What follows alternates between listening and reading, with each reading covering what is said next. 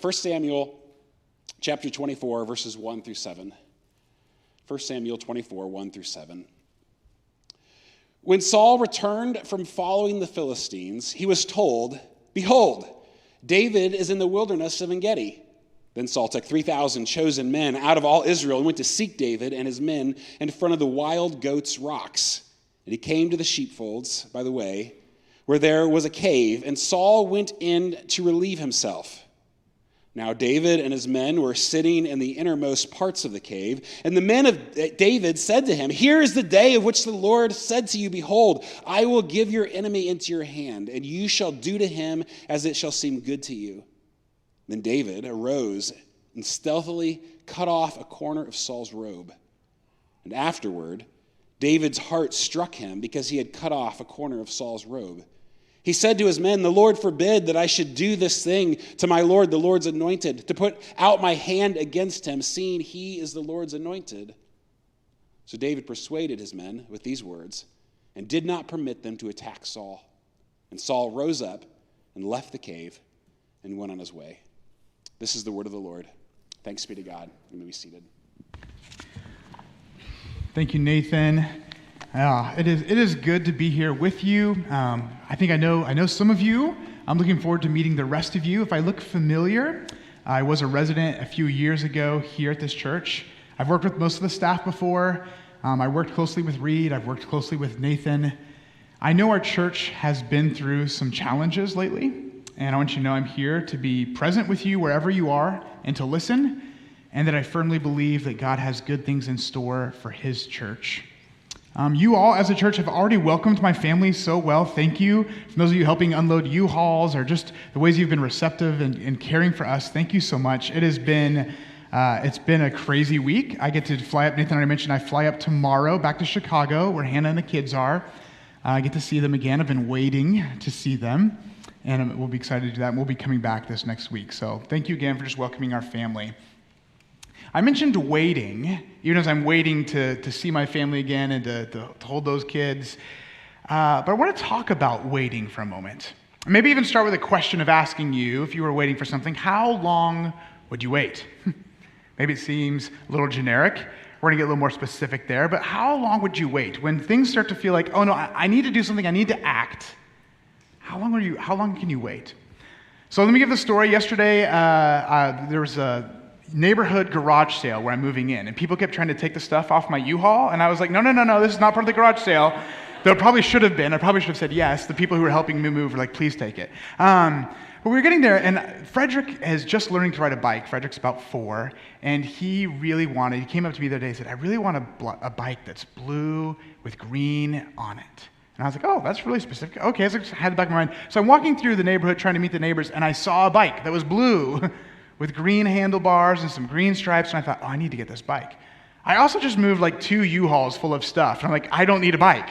So I'm sitting there and I'm debating, and I'm talking to the guy, how much do you want for it? And he's like, $10. Okay, well, I just sitting there, so I walk over to the side and I'm thinking about it, and decided to call my wife and think about this. And as I'm waiting and debating and processing, somebody else drives up in the car, and they're in the car and say, hey, how much do you want for that bike? And the instinct within me went, no, that's my bike, right? Just that instinct of wanting it. And I was like, man, I've waited too long. And I thought, well, maybe I haven't waited too long. I can go interrupt. I was asking about it first because that bike's not available, and cut in, or I don't know, just that interplay in the mind, right? It's going on. Have I waited too long? Can I still act? Can I seize the moment? Can I get this thing before it's too late? Because eventually it will be too late, and the bike will be gone. Well, fortunately, that person didn't want the bike, and I decided not to wait anymore, and I just bought the bike, right? But there was that moment, that tension of waiting. And I bring it up for you because I'm not just talking about waiting in line. I'm talking about something where you feel like God has to act. God has to show up. And I'm waiting on him. But I don't know if I want to wait any longer. What if God doesn't show up? What if he doesn't provide? What if he doesn't take care of me? Maybe I need to do it myself. I think waiting is a bit like maybe after an engineer and you've created a product and you need to test it and see if it actually works. Does it hold up under pressure? I've made it, but is it going to last? Let me put it through the stress test. waiting is the stress test that God often gives us to help reveal whether or not we trust him, whether or not we're following him, right? It's the stress test. It's saying, are we going to be able to wait? And the tension comes in, as a song I enjoy from a modern-day philosopher named Marshall Mathers. And he says, look, thank you for those of you who catch it. Yes, if you had one shot or one opportunity to seize everything you ever wanted, one moment, would you capture it or just let it slip? And I bring it up for you because sometimes we're in this waiting with God. I'm like, okay, God, I'm supposed to wait. And instead we think, no, this is my moment. This is my opportunity. I've got to grab it. I've got to seize it. I've got to make it happen. It's up to me. Waiting. But waiting serves as a stress test to see our character. So today, one of the things I want us to see as we start to look, we're going to look at our biblical story. We're going to look at two characters. They were the first two kings in Israel, King Saul and King David. And both of them were asked to wait. One of them says, God isn't showing up. I've got to seize the day. I've got to grab it. And the other one says, I've got to wait on the Lord. It's his timing, not mine. One of the things we're going to see today is that we need to trust God for his ways and his timing. The question is, will we trust God not only for his ways, will we trust him for his timing? So if you have your text, Nathan just read it for us. If you have your Bibles, you can turn there. It should be available also on the screen. But we're going to be in 1 Samuel chapter 24. 1 Samuel chapter 24. And it starts off with this. When Saul returned from following the Philistines, he was told, behold, David is in the wilderness of En-gedi. So Saul took 3,000 chosen men out of all Israel and went to seek David and his men in front of the wild goats' rocks. All right, it starts off, our two characters are there, and if you've been following along in our series, we're looking at David, but it starts off with Saul. What we need to know about Saul is he's actually one of my favorite characters in Scripture, partially because I feel like I identify with him in some of his struggles. But we're going to look at him, and it starts off, David starts off really well. Saul starts off really well. If you look back at the beginning, chapter 9, he starts off and he's tall, he's dark, he's handsome, he's wealthy. See, I told you I identify very well. And he's there, and he's the first king that the people choose, that God chooses to lead the people. And it looks like things could start off very well for them. But in chapter 13, not long after he's been chosen to be king, things start to struggle. You see, one of Saul's main jobs was to help lead the people into battle and to protect them, to provide for them, to fight for them. In fact, this is one of the controversies because the people wanted a king that they could see. They didn't want to just trust in God because you can't see him. How do we know if he's going to deliver us? They wanted a king who could deliver them. So one of Saul's first battles that he's supposed to go do, before they go out to battle, they would seek the Lord. And they'd say, Lord, it doesn't do any good if we go unless you are also with us. So they would do they had a period. The prophet said, hey, wait these 7 days. I'll come sometime during that time. Give that time for all the people to gather together, grab, all the weapons, get together. We're going to meet. We're going to perform a sacrifice, and then we're going to go fight the Philistines. So during that 7 days, Saul's waiting. He wants to do God's way. He does. He wants to do a sacrifice, wants to gather people together. He's trying to do it the right way. And it's day 1, and, Samuel's not there, but that's okay. It might take a little while. Day 2, no big deal. We're still early in the week. Day 3, still in the first half. Day 4, okay. Latter half, he should be any day now. Day 5, right? He's waiting. How long would you wait? Day 6, day 7. Day 7 comes, you know what the people start to do? Hey, this guy's Saul. King, first battle, first sermon, people start to leave. Man, we're not following this guy. What's going on? They start to scatter. And it says, when Saul saw that the people started to scatter, he panicked, right? He grasped. He said, I'm waiting on you, God. I'm trying to do it your way. You're not showing up. I've got to do it myself. So Samuel's not there. God doesn't, so he performs the sacrifice. Again, he does what he thinks God wants him to do. But he gets the timing wrong. God's way, not God's timing. And actually, what I would go a little bit further to say it's not God's way because he is not the one who is supposed to do that. But because he goes wrong with the timing, he also messes up God's way. So Samuel shows up right after he's performed the sacrifice, and he says, couldn't you wait a little longer? You almost feel for Saul a little bit. But he's like, Saul, really? You didn't trust God. You didn't wait. He saw the people scattering, and he was afraid. The waiting, the pressure, revealed what was going on within. He feared people more than he trusted in God. Okay, well, that's the first story with it. It happens again in a similar manner in chapter 15. We get to chapter 15. He's given an assignment. He's supposed to go. He's supposed to, fight the enemy. And at the end of it, he's supposed to destroy the animals. But as he's there and he gets there, the people say, well, why would we destroy the sheep? These are good sheep. Why don't we keep them? Why don't we keep some of the best of the cows? Why don't we keep the best of the, right? Why are we killing them? But that was his mission. That was his assignment. And so Saul bends to the people again. You're going to notice a theme in Saul's life where he bends to the will of the people. And after that, Samuel comes up and he says, hey, Saul, I think I hear some sheep. What are you doing? He says, oh, the people wanted to do this. I was powerless. I couldn't stop them. And that's where it really goes wrong for Saul. And that's where Samuel says, you have rejected the word of the Lord, and the Lord has rejected you as king. You have rejected the word of the Lord. You have not obeyed God. You have not followed. The Lord has rejected you as king. And then Saul has this moment where it seems like he's repenting. He's like, I'm sorry, I was wrong.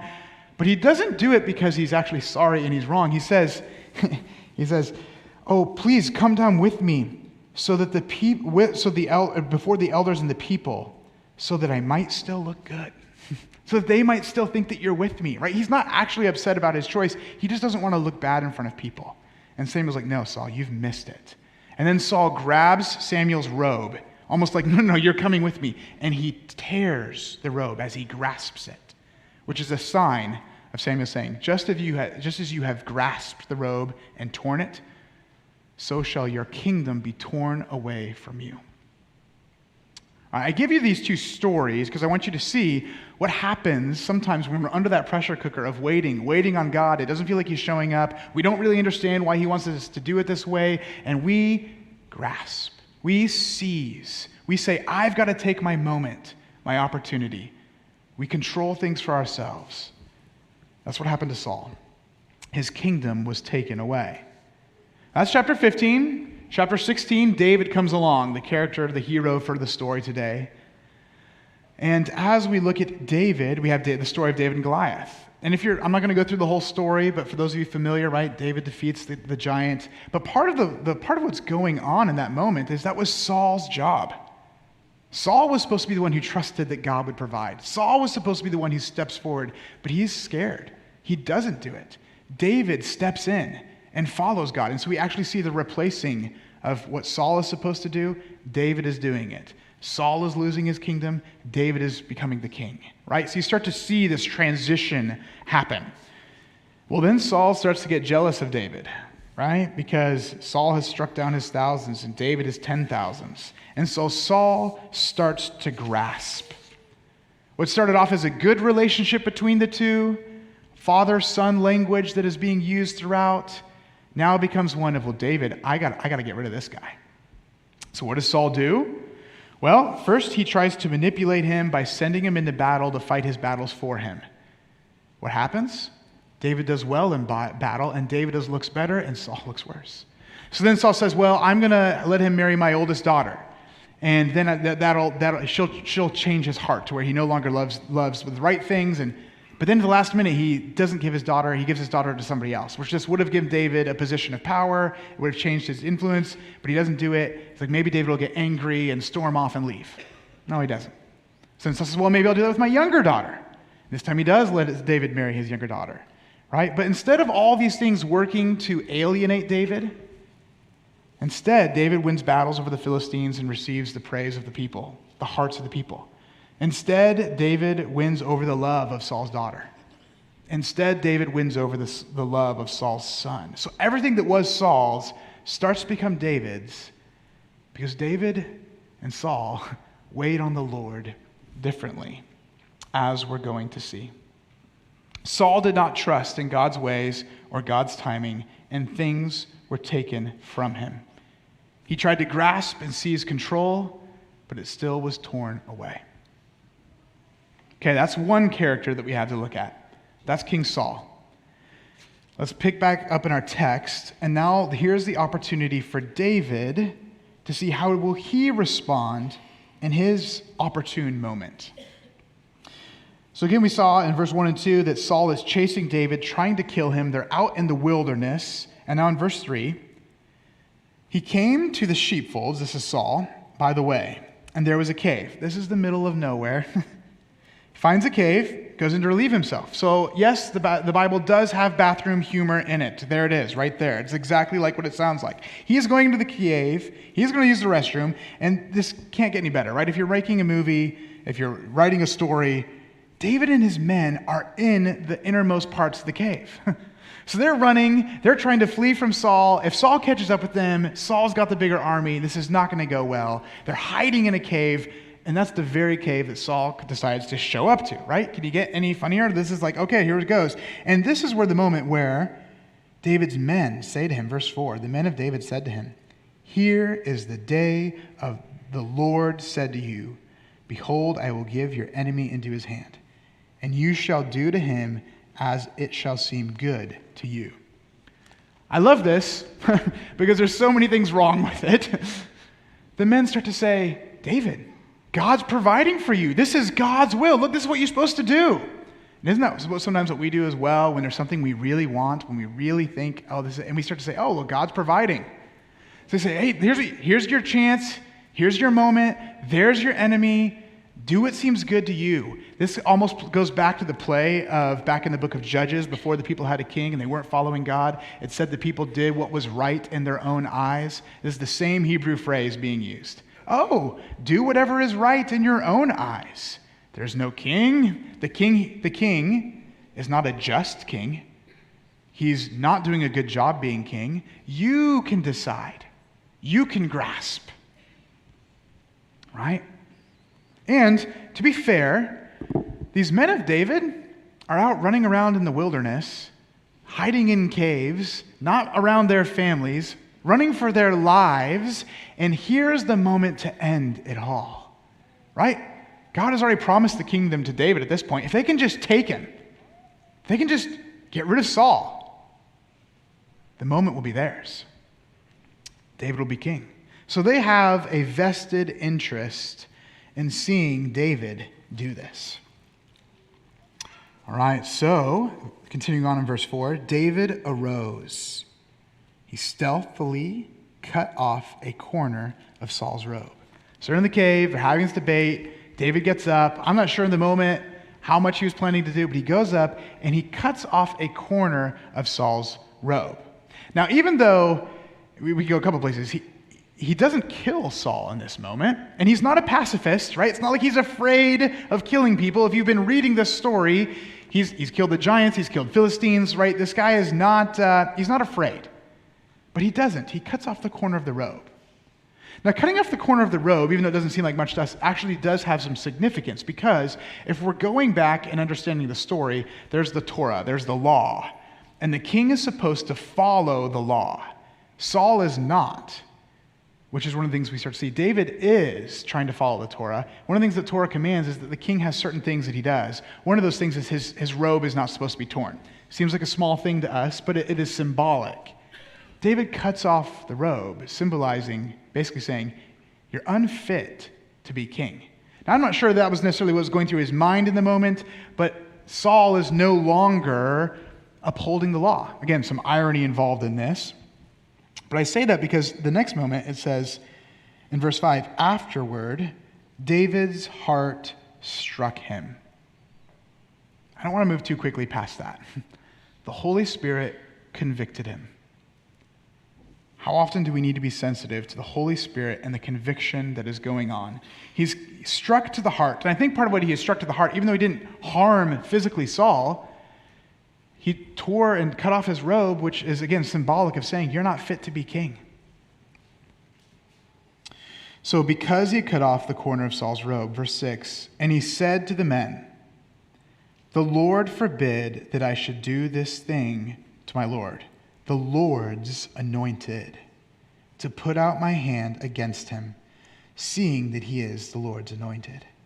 So David persuaded his men with these words and did not permit them to attack Saul. Saul rose up and left the cave and went on his way. There's so many important things to notice here. I want to point out a few of them. This was David's opportune moment. It doesn't get easier and better than this. And by not taking it, his men could turn against him. How long is he going to have to spend? We're going to find out later. He has to spend years more running for his life. He has to leave his home country. He has to leave his families. He has to go and join the Philistines and pretend to be crazy to fit in because Saul, as long as he's within Israel, Saul keeps trying to kill him. Right? This sets David back years. Sets his men back years. And yet he does not touch the Lord's anointed. There's more that could be said here, but the short version would be David knew that doing things God's way, following God's law, meant he couldn't kill Saul. It was up to God to decide when Saul was no longer fit to be king. That wasn't David's job. David couldn't seize. David couldn't grasp. He had to wait. But you notice how hard the waiting would be in that moment? I mean, I'm sure he had to restrain himself. He's also having to restrain his men. Well, I can't kill him, but maybe Joseph could come up and, do some work. I don't know their names. Or but somebody else could. No, he doesn't. He waits. He doesn't grasp. And some of the things going on here, it's actually the text or some of the language. It's pulling us back to the Garden of Eden story. Right? Remember that story? God gives a command, don't eat of this fruit. And what do they do? They reach out, they grasp the fruit, they take it for themselves. Right? So in this moment where we're actually getting it to set up to see is the king who grasps and does not follow God's ways and follows after the Adam and Eve. And now a new king who can do things differently. This is different imagery. We're seeing a king do something different. All right. So we've seen the example now of these two kings, both trying to follow God. One who, when the opportunity comes, seizes and takes it. One who, when the opportunity comes, continues to wait patiently. What does that have to do for us, and how do we look at that? I think as followers of Jesus, we are called to trust God for his ways and for his timing. We're called to trust God for his ways and for his timing. So what does this look like? Here's what it looks like in my own life. None of you are required to do this, but anyone, if you're willing, just take your hands and put them on your lap and clench them into a fist. And even as you clench them into a fist, maybe squeeze tightly, almost like they do when they say you're giving blood and you're supposed to squeeze tightly and hold on. And just notice what's going through your body. Is there's maybe a little more tense, a little energy, right? This is that grasping posture. And you could do this for a little bit, but for too long, we get tired and weary. Okay, now if you're willing, open the hands and just set them and let them relax. Palms up, sitting on the lap, in a different posture. As simple as that is a posture that I am working on constantly in my own heart. Lord, there becomes moments where I feel like, there's something I need to get done. God's not here. I need to do it, and I start to grasp. And then there's places where I need to remind myself, God, not my ways, but your ways. God, not my timing, but your timing. Let me follow you. Now, this open palm posture doesn't mean we're not working hard. It doesn't mean we're not striving. It doesn't mean that we're not doing our best to accomplish. But there's a line that we start to cross when we're saying, I'm going from waiting on God, doing it his way, pursuing him, to I've got to get this done.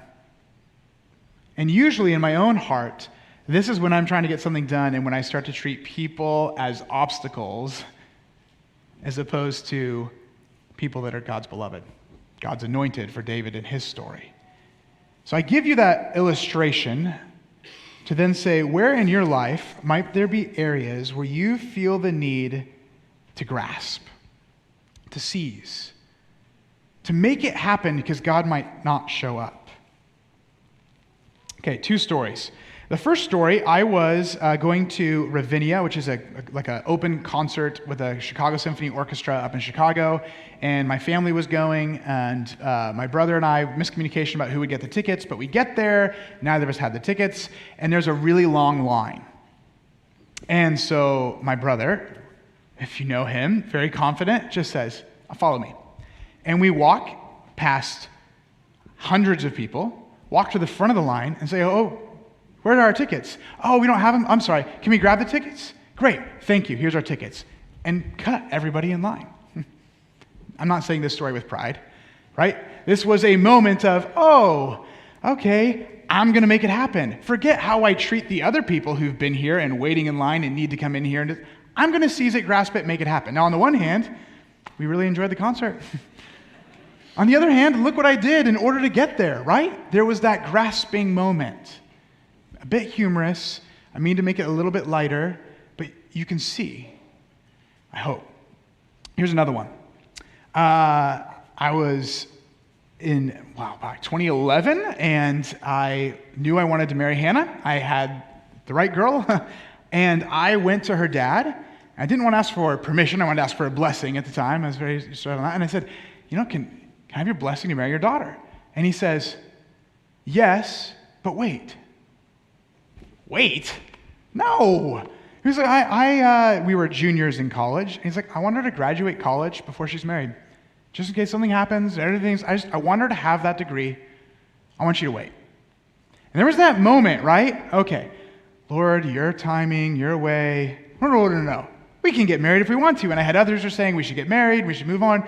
There was that moment, that tension, open palm, make it happen, right? Now the reality is, the story that, I did wait. I don't know sure how much of that is really up to me or if it's really up to Hannah, because I'm pretty sure she'd be like, yeah, I'm not going to marry you anyways, right? So she'd be like, I'm going to wait and follow Dad. But that was that moment. And it felt like, I need to make this happen. It's a good thing. It's the right person. It was the wrong timing. And I could have grasped and said, we're doing it our own way. But how different my relationship is with my father-in-law now by waiting a year. I'm so grateful for it. I hope you can see the difference in the postures of when, in my own heart, grasping versus open palm and what that could look like. I'm going to give you a few moments now to maybe be thinking for yourself, right? If waiting is the crucible to reveal our hearts and whether or not we are actually trusting God, and we are called to trust Him for His ways and for His timing, one of the things we need to know is, how do we do this?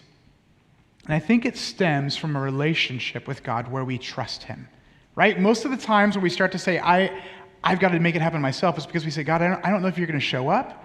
I don't know if you have what's best for me. I don't know if you are able to make it happen. I don't know if you really understand what's going on, God, but this is what I need. And those are all stem from a lack of trust.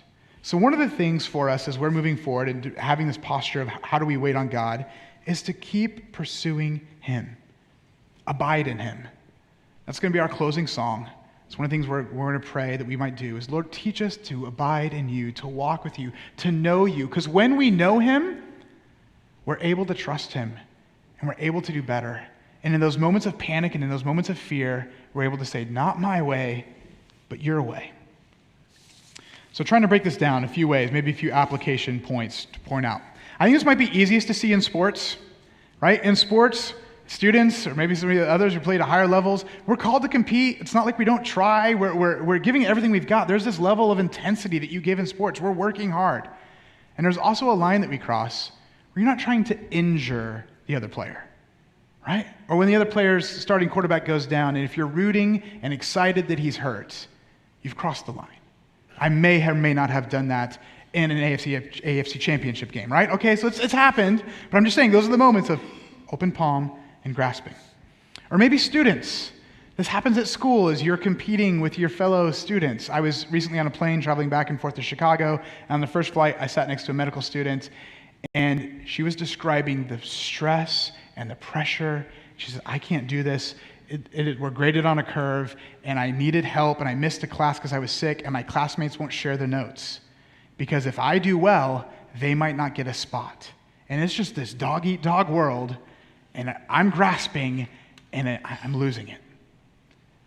Later, on another flight back up, I sat next to another medical student who was in a pass-fail. And she's like, look, it doesn't matter how well I do in comparison to the class. We're all on the same team. We're studying together. We're working together. We're striving for another.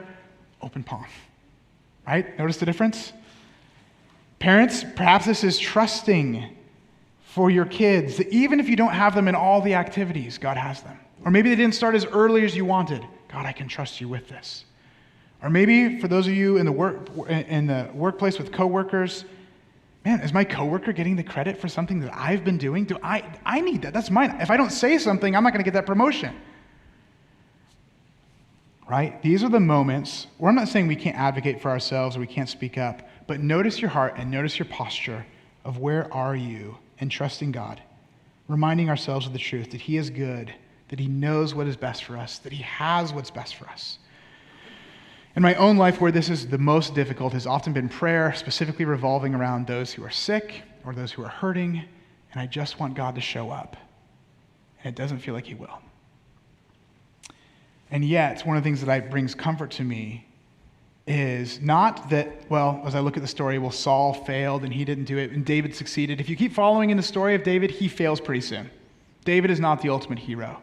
It's Jesus, who did not consider equality with God a thing to be grasped. He didn't use his power to exploit and hurt others and to cut to the front of the line. He used his power to love and to serve and to die on the cross. And as he's standing there before his Father, saying, God, if there's another way, let it happen, but not my will and not my timing, but your will and your timing. And he goes and dies the death that we should have died, in order that we might have a relationship with God, so that we don't have to strive and to grasp, and in order that we might open palm and love Him and love our neighbor around us. I'm going to invite the band up in a moment here to come forward and to prepare our hearts for communion. But as they are coming up, I'm just going to give you a few moments now, even in your own heart, as we prepare for communion. Say, if you're comfortable, where are you clenching your fists? Where are you saying, God, I need you to show up now. In fact, I'm tired of waiting and I'm going to make it happen myself.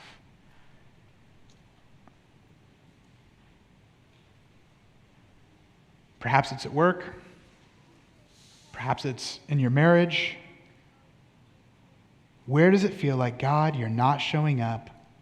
I've got to get it done. What are you trying to control because you don't believe God will act in the right time?